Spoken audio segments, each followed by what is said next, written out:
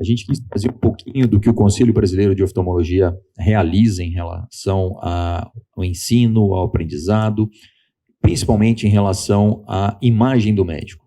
Uma coisa que muitas vezes vocês não vão ainda se preocupar é como a medicina é vista e como é que a população enxerga a medicina. Porque hoje nós sofremos uma invasão de não médicos em área médica, invasão do comércio da cura. Logo, logo vocês vão entender o que é o comércio da cura. Hoje se vende pela internet a cura para tudo e para nada. Agora, a gente tem que entender o nosso papel perante a sociedade e como a gente vai se posicionar. Trazer o mundo digital para dentro do nosso consultório é importante, mas com responsabilidade. Hoje o que a gente mais vê em TikTok, um monte de coisa, são colegas que por ações inadvertidas degrinem a nossa classe, degrinem o trabalho que a gente tanto prima por realizar. Então a gente tem que entender muito como é que a gente vai se posicionar nesse mundo que é totalmente mutante. O que acontece ontem é diferente do que acontece hoje, sem dúvida vai ser diferente do que acontecerá amanhã. Então eu quero abrir para vocês, o bom de ter um grupo menor é que a gente pode dialogar com muita facilidade. Alguém quer fazer alguma pergunta, algum comentário, alguma coisa em relação a isso? A gente está aberto a conversar com vocês sobre qualquer coisa que vocês queiram perguntar para a gente. Você se incomoda? Isso. Pediu. Bom dia aos professores, obrigada pelas aulas, pelas palestras. E primeiro eu queria dizer que é super importante essa interação mesmo com os médicos generalistas e principalmente para nós, que daqui a alguns meses, para mim, por exemplo, vou estar na porta dos prontos-socorros. E as queixas oculares são aquelas queixas que o generalista tem medo de resolver, tem medo de pôr a mão, e o que eu vejo, pelo menos nos plantões aí de UPA pelo internato, é que a gente acaba colocando copinho de café e mandando para o oftalmologista ou ligando para o oftalmologista. Então, o aprendizado das queixas de emergência, o aprendizado das queixas que incluem a clínica médica, como, por exemplo, saber tratar uma retinopatia diabética, saber quando mandar para o oftalmologista ou quando não mandar, quando pedir o fundo de olho, quando não pedir. Isso tudo é muito importante. Então, primeiro eu queria pontuar isso, depois queria perguntar para a doutora Vilma como que a senhora vê o ensino da oftalmologia sem a prática com o paciente. Porque a senhora mostrou o projeto de vocês, que eu achei incrível, que é de levar o ensino da oftalmologia através de um curso online, pelo que eu entendi, e que também tem vídeos práticos, mas como que a senhora vê o não colocar a mão no paciente? Essa é a pergunta. Obrigada. Bom, Bruna, em primeiro lugar, meus parabéns pela sua postura, colocação. A gente está falando de graduação, né? E ver você saindo da graduação, assim, com esse preparo de comunicação é excelente. Acho que espero te ver em breve em situações muito mais elevadas. Espero ver você aqui em breve. Na prática, nós não temos nesse curso a intenção de oferecer conteúdo prático em si, né? A gente está levando, através de filmes, um modelo de como fazer, de como atender, mas é apenas uma colaboração que nós podemos dar para todas essas escolas para que elas consigam usar esse material. Mas o ensino prático ele é extremamente importante. Você observar, você vê o paciente que tem uma retinopatia diabética, que tem diabetes, né, que chega até nós no ambulatório e que chega com uma retinopatia diabética, e aí você examina o fundo do olho e mostra para o acadêmico, naquele momento, as hemorragias, as alterações e tal. E aquele paciente, às vezes, chega em cadeira de rodas, chega com amputação de membro, enfim. O aluno ele tem uma noção muito melhor quando vê isso. Mesmo em ambulatórios em que vocês não conseguem examinar tanto, não precisa só examinar, precisa perceber o paciente. Então, eu faço ambulatório de glaucoma, o paciente entra com uma baixa visão importante por perda de campo visual e entra procurando o local onde ele vai sentar, ele não se locomove bem. Isso já é aprendizado para vocês, porque quando vocês estiverem lá no consultório e vocês virem isso, vocês também vão saber como esse paciente se comporta e que aquilo é um sinal de doença oftalmológica. Enfim, o ambulatório ele é indispensável. Mas, como eu comentei, com tantas escolas pelo país, a gente não tem noção da possibilidade que eles vão ter de gerar tudo isso. Então, no mínimo, a gente precisa gerar esse conteúdo da forma teórica e com esses vídeos que podem levar um pouquinho mais de realidade. Eu acho que a colocação da Vilma, Bruna, ela vai muito além do aprendizado em si. A medicina não é só o que a gente aprende dentro da sala de aula. A medicina é isso aqui, ó. É neurolinguística de observar como você se senta, como ele se senta, como o outro se senta, como existe essa interação. E como a Vilma lembrou bem, quando a gente vê um paciente amputado dentro do consultório, sejam honestos, nenhum de vocês pensou nos olhos. Vocês pensaram na nefro? Vocês pensaram no distúrbio hidroeletrolítico que esse paciente pode ter? Mas esqueceram de um dado muito importante. Esse paciente, se tivesse passado por um médico que lembrasse de pedir uma avaliação oftalmológica para aquele paciente, talvez os olhos, falando de diabetes, a gente está falando de microcirculação. A microcirculação ocular, ela dá sinais precoces de uma doença grave. E a gente poderia ter revertido esse paciente. E aí a gente fala de uma coisa muito importante na saúde pública, que é a referência e contra-referência, que é a troca de experiência.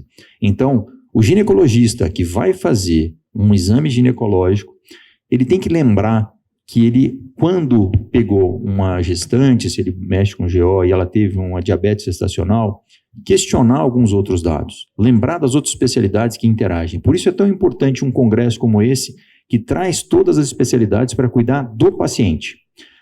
Quando a gente se torna especialista, a gente tem o erro de cuidar do órgão. Não, nós somos médicos, nós cuidamos da pessoa, nós cuidamos.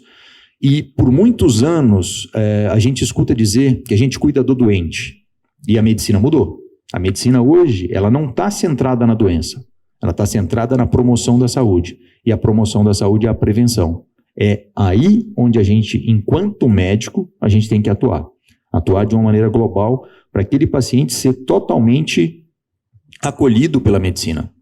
Que a partir do momento que o médico faz o seu papel social e faz o seu papel profissional, essa população vai ficar cada vez mais assistida e cada vez mais do lado do médico. E aí, a medicina, sim, volta a ter o seu papel de relevância num cenário nacional, num cenário socioeconômico, num cenário político do nosso país, porque não adianta a gente falar que a gente faz medicina, a gente está alheio a tudo que acontece no mundo como um todo. Então, a medicina, ela é globalizada e ela é cada vez mais atuante nas diferentes áreas do que a gente tem.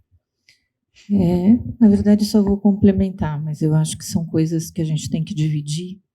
Bruno, o que você falou, que a Vilma já respondeu, que é você tentar, como protagonista, sendo o Conselho Brasileiro de Oftalmologia protagonista, e como a gente não tem uma grade uniforme em oftalmologia na graduação, tentar levar questões básicas que vocês conheçam melhor o olho, saibam de como que as estruturas intraoculares, como cabe tanta coisa dentro do olho, e doenças de mais prevalência, que são independente da área que você fizer, serão importantes. Então, isso acho que é um apoio, né, nessa grade acadêmica, que ela não é absolutamente estabelecida, nem pré-estabelecida, nada. Mas, então, como protagonista, tentar dar acesso a todas as faculdades de uma forma uniforme e democrática, vamos dizer assim, para que todos tenham esse acesso. A outra coisa é aprendizado da especialidade. E aí a resposta é: não dá para fazer sem prática.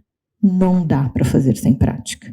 Né? Você pode ter algumas coisas de forma híbrida, alguns conceitos, algumas coisas, mas como já bem disse o Cristiano, a gente tem hoje em aprendizado, por exemplo, uma coisa importantíssima. Nós temos o aprendizado da análise, que não é só se você é uma boa técnica, mas se além disso você é um bom oftalmologista, uma avaliação muito mais ampla, que é o teu comportamento com o teu paciente, o teu comportamento frente aos seus pares, o teu comportamento frente à sociedade.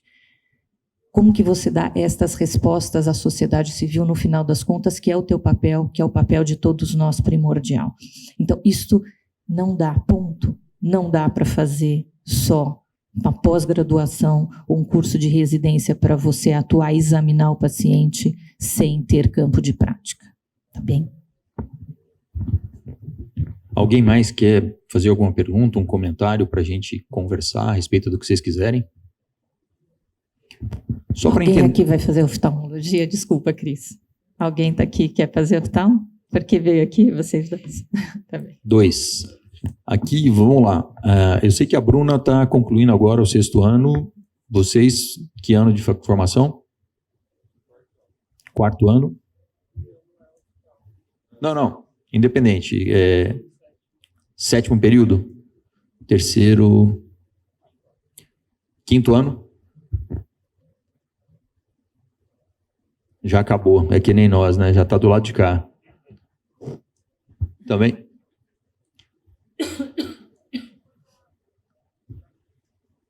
Todo mundo com cara nova aí, cara. Só eu que tô velho do lado de cá, né? Todo mundo parecendo residente ainda, parecendo...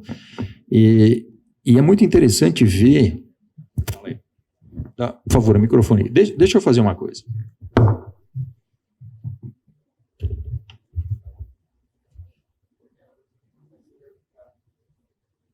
Então, eu gostaria de saber se a gente já tem medidas práticas para educar, né, os pais com relação às crianças, né, a fazer testes desde mais novos, porque eu já tive a oportunidade de participar de um projeto que a gente foi numa escola, né, fez os testes para ver quais crianças precisavam ou não. E eu queria saber se a gente tem, com relação à educação dos pais acerca disso, né, porque os pais precisam de saber também que eles precisam de fazer um acompanhamento de tempo em tempo para saber se o seu filho, né, precisa ou não de algum aparelho, alguma coisa para melhorar a visão, ou se ele tem alguma doença característica. Vilma, vai lá. A sua pergunta, ela traz, se a gente for partir, né, vamos fragmentar a sua pergunta. O que ela está dizendo? Que o conhecimento médico oftalmológico, né, eu estou dizendo que é extremamente importante examinar crianças na fase de formação da visão. Crianças que não desenvolveram a visão até próximo aos 7 anos de idade não desenvolverão mais. E, além disso, há doenças graves nessa fase também, apesar de serem raras. Mas o desenvolvimento visual é uma coisa crucial. Então, oftalmologicamente, a gente sabe disso. A gente precisa levar esse conhecimento para a população. E a gente precisa fazer uma interação com outros colegas.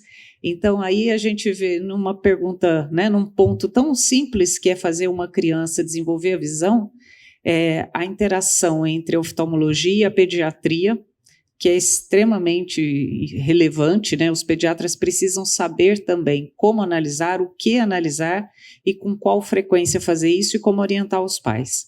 E a gente precisa levar isso para a população. Então, o desafio nosso como médico é justamente fazer todo esse arcabouço de trabalho. Então, quando a gente começa a falar de entidades médicas, a gente começa a falar desse foco, é promover isso. E a gente pode fazer isso de diferentes formas, né? Pegando aqui no que a gente estava comentando, a gente pode fazer essa interação direta com a pediatria e, como a auxiliadora mostrou, a gente tem lives com a população também para ensinar isso. E, fundamentalmente, a gente começa lá no teste do olhinho, em que o médico vai, logo no primeiro mês de nascimento, de preferência ainda na maternidade, fazer a avaliação do teste do olhinho.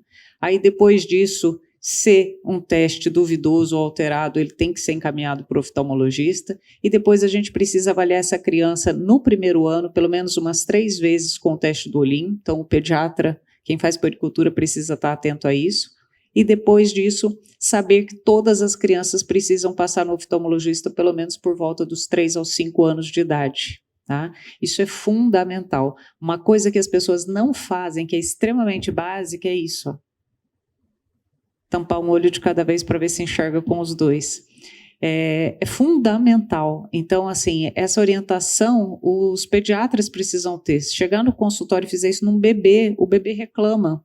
Numa criança maior, isso fica claro. E as escolas também são meios de nós levarmos essa informação para os pais. A escola também é um carreador dessa informação para a sociedade. Então, é um trabalho gigante, mas que todo mundo tem que estar capacitado de falar sobre isso, né? Né? É uma coisa, inclusive, que dá para fazer até em casa, né? A mãe pegar Sim. o pai, pegar o Isso. Você tocou num ponto muito importante, que é o empoderamento de vários players. A medicina hoje, ela não é praticada apenas por um profissional, tá? E quando a gente fala de medicina, a gente tem que separar muito não médico do médico e o papel de cada um. Eu acho que a coisa mais importante hoje na medicina é definir papéis.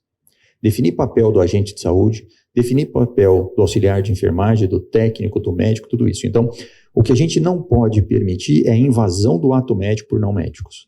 Agora, você empoderar as pessoas para que essa saúde chegue, que a informação com credibilidade chegue no local exato, ela é fundamental para todas as áreas da medicina. Por isso é tão importante toda essa jornada que a Vilma desenhou, a jornada do paciente, a jornada do indivíduo.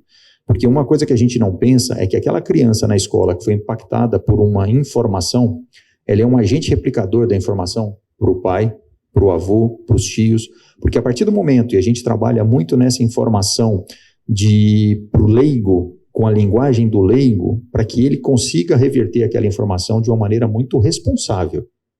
Porque hoje, como eu brinquei, existe um comércio da cura na internet muito grande, em todas as áreas, tá? E isso a gente tem que coibir muito isso. O paciente, ele é muito enganado com essas condições. E a partir do momento que um simples teste de visão monocular, tampando um olho e tampando o outro, e essa criança perde a oportunidade de passar num médico oftalmologista para seguir o seu tratamento e cai na mão de um não médico para isso, ela pode perder uma chance muito importante, porque hoje a gente vê um comércio muito grande de venda de óculos. O oftalmologista não está aqui para vender óculos. O oftalmologista está aqui para examinar o paciente como um todo, como ele deve ser examinado. A venda de óculos hoje no nosso país ela é muito restrita a um nicho comercial. E, às vezes, essa venda casada, e aí entra o comércio da cura, onde prescreve um óculos de mais meio para uma criança, falando que é um óculos de descanso, que não tem a menor necessidade de acontecer isso. Mas por quê? Porque eu tenho a venda casada desse objeto. E, além da perda financeira, eu perder um momento de um diagnóstico, de uma alteração em uma criança, em um adulto, em qualquer pessoa, é muito importante. O custo disso é muito mais alto. Então, a gente tem que trazer a informação de forma coerente e de forma responsável para essa condição. Mais alguém quer comentar alguma coisa? Quer perguntar alguma coisa? Vou lá na Bruna de novo. Eu tenho mais uma pergunta, por favor, para a doutora auxiliadora. A senhora apresentou o projeto do 24 horas de diabetes. E aí eu não entendi se o objetivo é fazer o diagnóstico ou se depois esses pacientes têm algum segmento para tratamento. Ou seja, se o paciente você diagnosticou ali, ele já está com uma retinopatia proliferativa, uma retinopatia avançada, você vai mandar para algum centro para fazer a laser terapia, para fazer o tratamento, ou esses pacientes voltam para o posto de saúde? O Cristiano vai te responder. Na verdade, eu vou roubar a palavra da auxiliadora, porque, como vocês viram, eu falo pra caramba, né? Mas assim, por que eu estou roubando a palavra da auxiliadora? Porque a questão do mutirão do diabetes, ele fecha um ciclo. Ele fecha o ciclo e o início desse mutirão, ela apresentou umas fotos aqui de Itabuna. Itabuna é uma cidade no interior da Bahia, que todos vocês conhecem, perto de Porto Seguro, que é o que vocês mais lembram. Então, assim, mas vamos lá. Por que a gente falou desse município? Esse município, um colega oftalmologista, há 18 anos atrás, vindo de São Paulo, falou, cara, eu quero fazer algo para mudar a minha cidade. E eu faço oftalmo, e eu lido com retina, então eu quero engajar. E ele começou, há 18 anos atrás, a fazer um projeto de integração com cardiologista, com vascular, com enfermeira, olhando o pé diabético, porque ele fecha o sistema inteiro. E trouxe para dentro dessa estrutura o órgão público, a prefeitura, o município.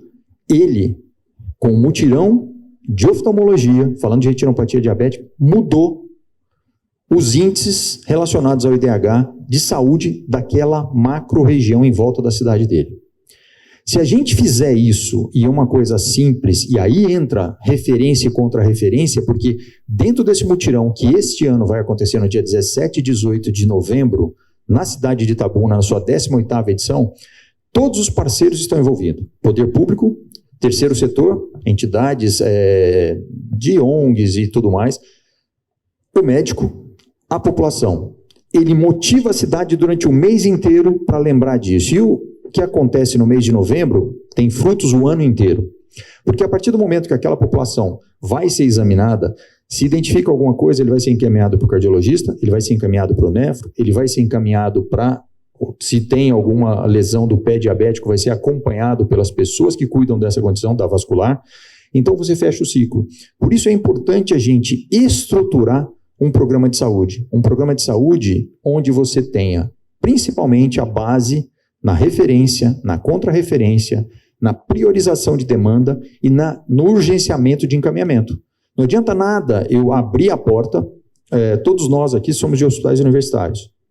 Eu sou da Santa Casa, a Vilma é do HC, a Vilma coordena um serviço de residência em Taubaté também, lá é federal, não é? Municipal. Se eu estou num setor terciário e recebo um monte de paciente que não tem que chegar para mim no terciário, eu estou tirando a vaga de quem precisa.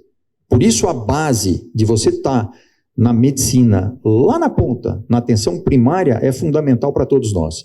A gente saber onde colocar o paciente certo, e principalmente na hora certa, é fundamental para que a gente tenha um desfecho legal em função disso. O tempo aqui zerou, mas eu estou até 9h20, né?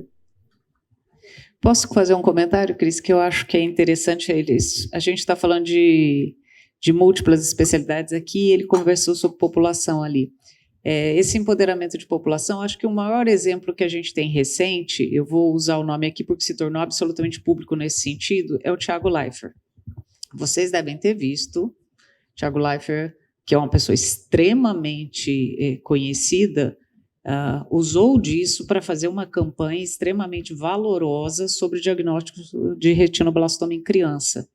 E como foi que eles observaram isso? Foi ele brincando com a filhinha dele que viu que o brilho, o reflexo do fundo do olho estava estranho. Então, tudo começou na observação do pai. E quando ele conta isso é extremamente útil. Ele fala com as pessoas ouvem o Thiago, obviamente, muito mais que me ouviriam. Então, isso é relevante. Então, a gente precisa tentar colaborar com essas pessoas para que elas levem as nossas informações com qualidade, com responsabilidade. E essa questão da responsabilidade está não só no Thiago, que se aproximou de nós, que se aproximou da Sociedade de Oncologia e fizeram um trabalho sensacional nesse sentido, mas a responsabilidade também está nessas campanhas que a gente está falando. Essa de Itabuna que ele citou é fabuloso ver, é emocionante. Então, as pessoas chegam, são examinadas do pé ao olho, literalmente.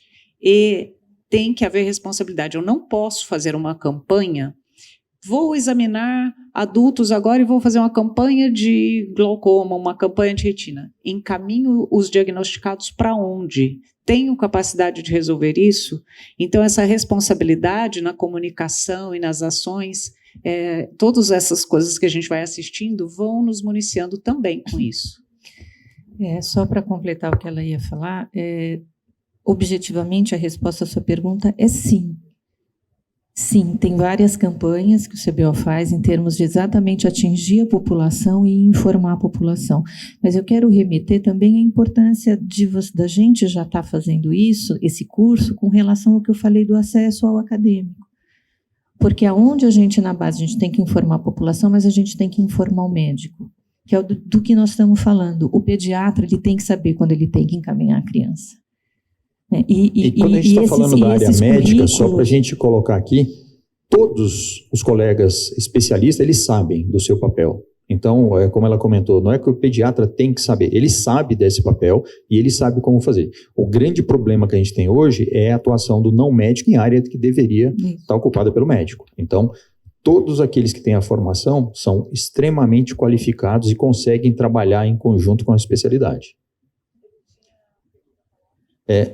Quem?